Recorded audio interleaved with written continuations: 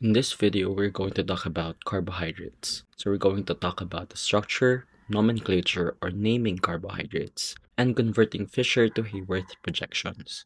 Here are your learning targets. Now recall that carbohydrates, meaning hydrates of carbon, have the formula CnH2nOn.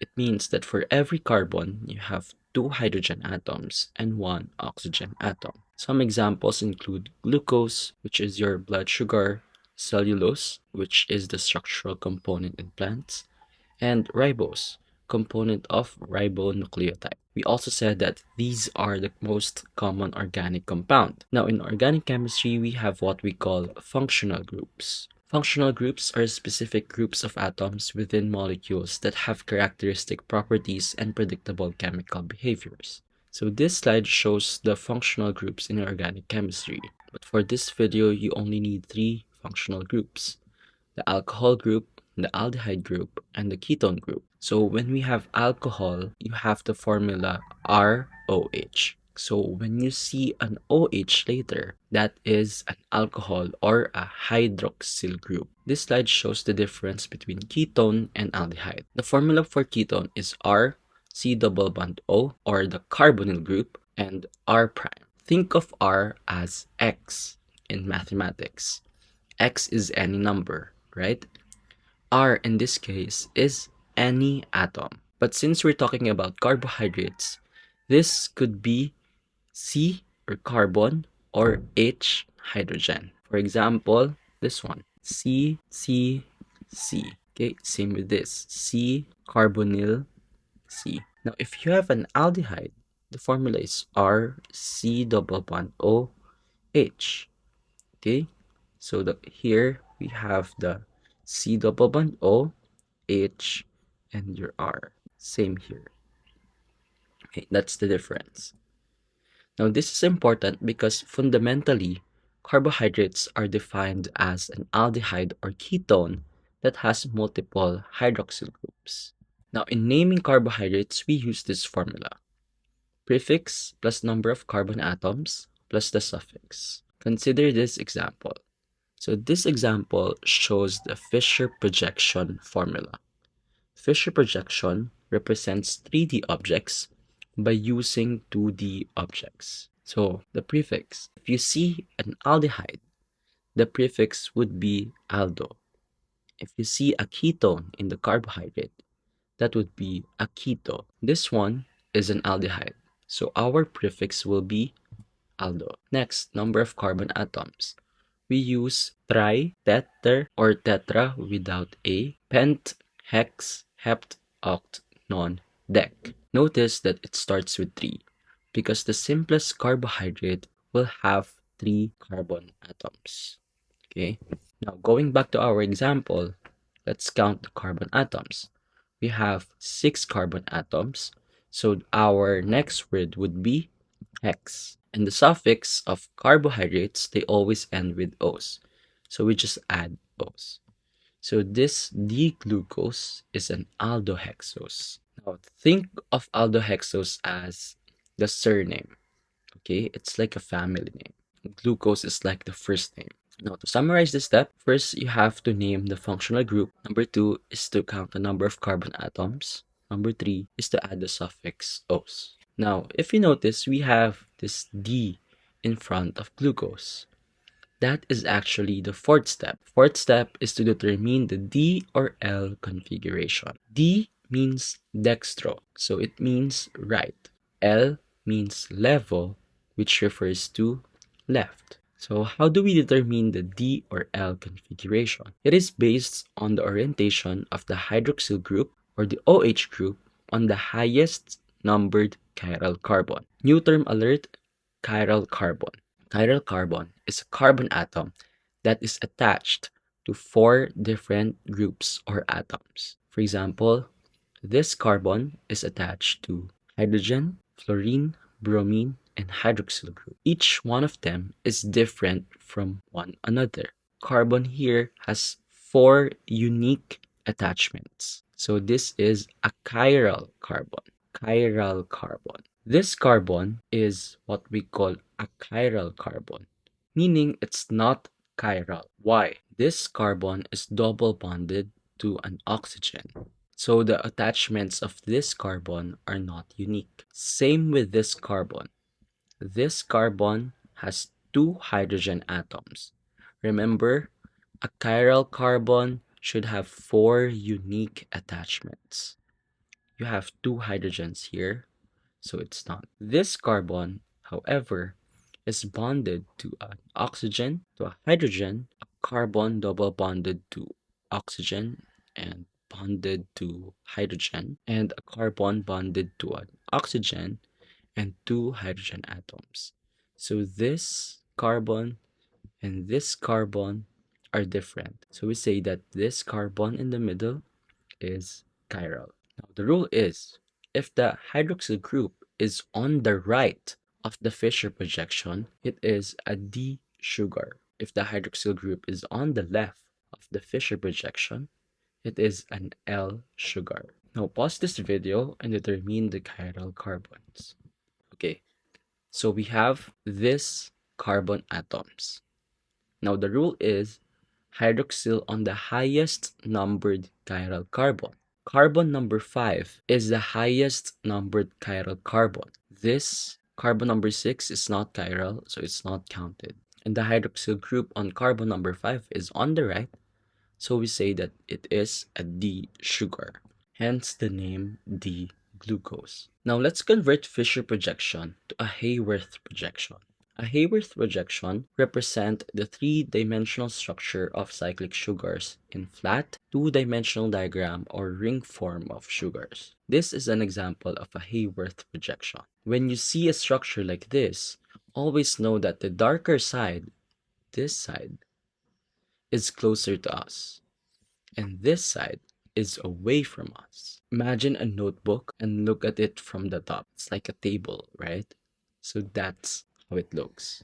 And you have here some attachments. So how does this happen? Okay, let's go back to D-glucose and number the carbon atoms. Now, oxygen here is more electronegative than the carbon it is attached to here. You have carbon here. Electronegative means the tendency of an atom to attract electrons toward itself. So if an oxygen attracts electrons or negative particles to itself, it will become negative. Okay? So we say that oxygen is partially negative. And what would happen to the carbon here? It will become partially positive because it lost its electron, or the electrons are far away from this carbon. Now, same thing happens here. This oxygen is partially negative because it's more electronegative compared to this hydrogen. So it will have partially negative, and this hydrogen will become partially positive. Now, think of magnets. What happens when you have a positive and a negative magnet? They will attract each other. So this oxygen will be attracted to the carbon here, carbon number 1, and this hydrogen will be attracted to this oxygen. When that happens, you will form an OH. The double bond will break, and this oxygen will become an OH. It will go either on the left or on the right side. But in this picture, it's on the left. And this oxygen will form a bond with this carbon, making something like a bridge. So this structure becomes closed or cyclic. It's like a ring. What you're going to do next is to copy everything. So this hydrogen, just copy it here, OH here, hydrogen here. Alright, so this process is called hemiacetal formation. Hemiacetal formation happens when an alcohol, this one, attacks an aldehyde, this one. In this case, the hydroxyl group at carbon number 5 attacked the aldehyde. Now, if an alcohol attacks a ketone, the product will now be called as hemiketal. Now, as mentioned, the hydroxyl group could be on the left side or right side. So this one shows the hydroxyl group on the right side. If the hydroxyl group is on the left side, it is called a beta anomer, hence the name would be beta D-glucose. If it is on the right side, you will have an alpha anomer. The name would be an alpha D-glucose. So what is an anomer? New term alert, anomer. Anomers are cyclic monosaccharides differing from each other in the configuration of C1, like the one with hearts, or C2. For aldoses, it is C1. For ketoses, it is C2. Now, let's convert this to Haworth. The first step is to draw a ring depending on the number of carbon atoms. We have 6 carbon atoms. 1, 2, 3, 4, 5, 6. That's why we draw a hexagon. Then this is a rule. You add oxygen at the top here. Third step is to add the sticks. This will be your bonds, where this hydrogen and hydroxyl groups are attached. Number 4, this is a convention. It's a rule. You put the alcohol or the methanol upwards at C6. 1, 2, 3, 4, 5, 6. Then let's distribute the attachments following the rule down, right, left, up. Meaning everything on the right side will be put here downwards.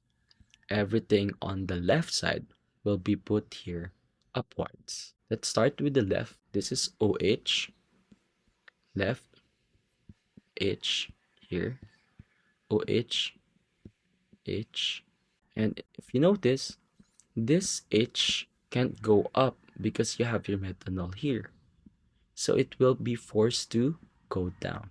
Okay, now let's distribute this. Again, down, right. So everything on the right will go down. You have H, OH, H, OH.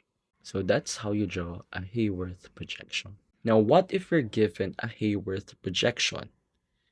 How will you determine the beta configuration? So it says here, if this one and the hydroxyl group at C1 are on the same side, it's beta anomer. If they are on separate side, meaning this one is upward and this OH is here, downward, it is an alpha anomer.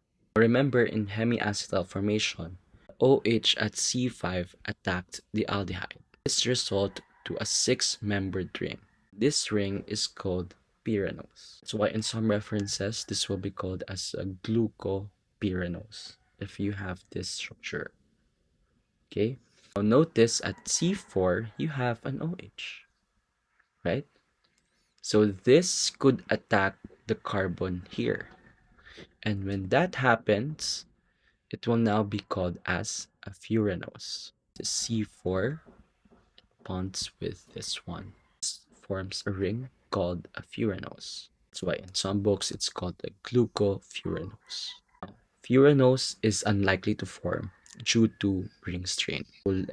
We only have less than 1% of furanose. 99% are furanose. This slide shows the biological significance of D and L configurations. Number 1, enzyme specificity.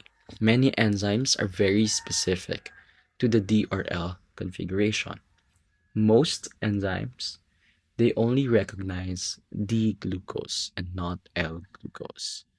And nature tends to favor D-glucose. It also works in metabolism.